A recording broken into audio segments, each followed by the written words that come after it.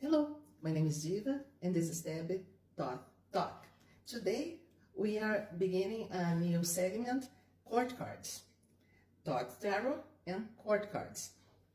Today I'm going to explain that we can read court cards through different approaches. It's not just one approach. Some people, this deck specifically created by Aleister Crowley is traditionally read through through the concept of the tree of life, okay? Because that's the way its creator, Aleister Crowley, determined. That's the approach he determined, and well, you can follow.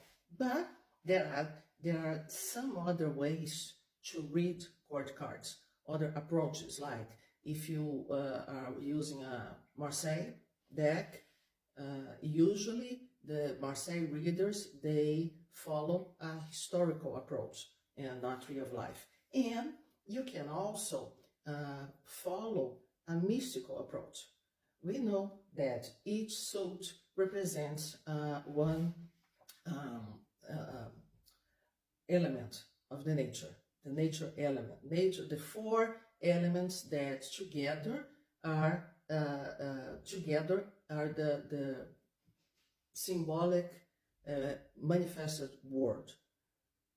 Everything is composed by those four elements: fire, water, air, and earth.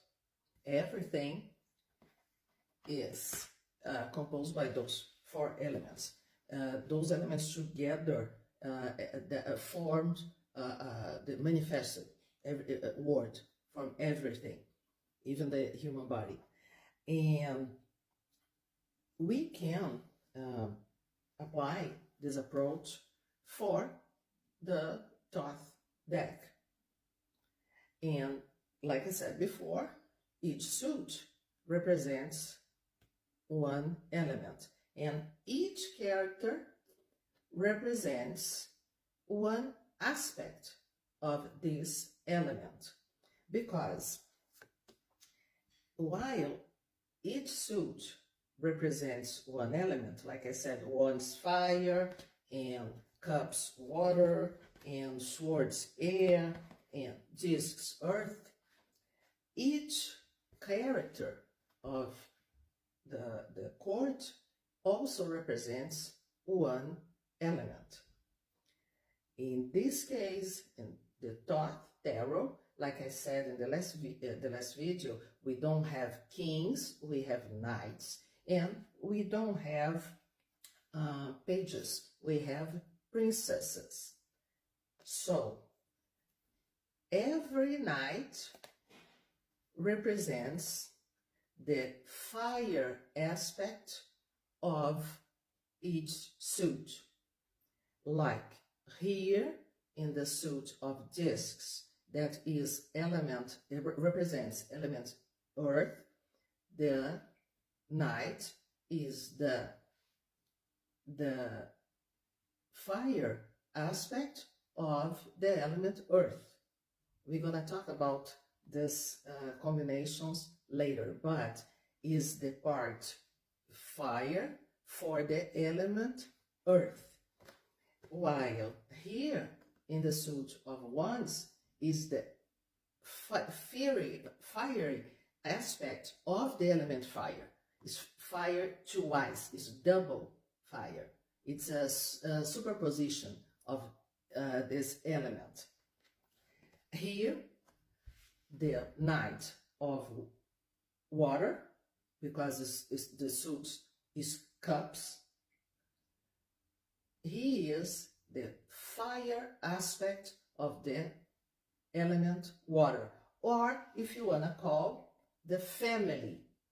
I like to use the terminology, the name family for each one, because this makes easier for us to understand.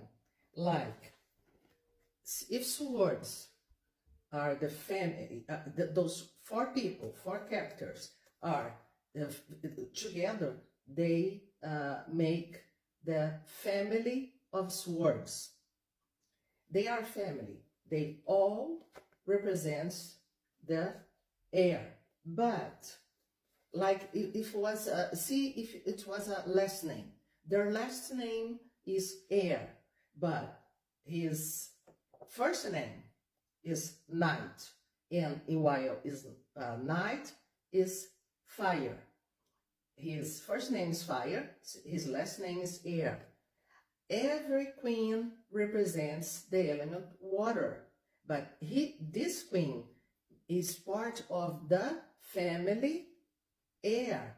So her first name is Queen, but her first name is also water, and her last name is air. She represents the watery, the aqueous, the water of the element air. Her last name is air, her first name is water. It's a combination of elements that is going to give to you the narrative to create your reading. It doesn't matter if it's a profile or personality of someone or even a situation, okay?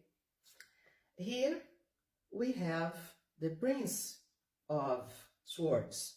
So his family is air, swords, but his first name is Prince.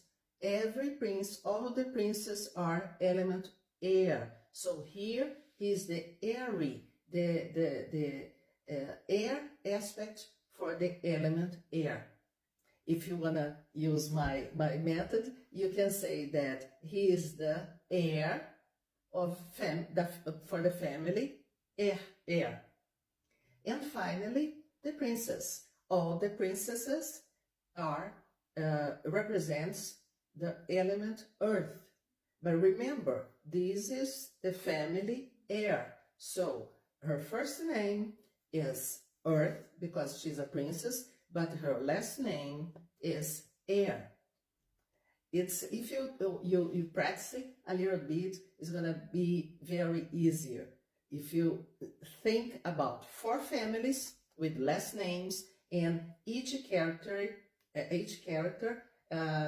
with its own characteristics.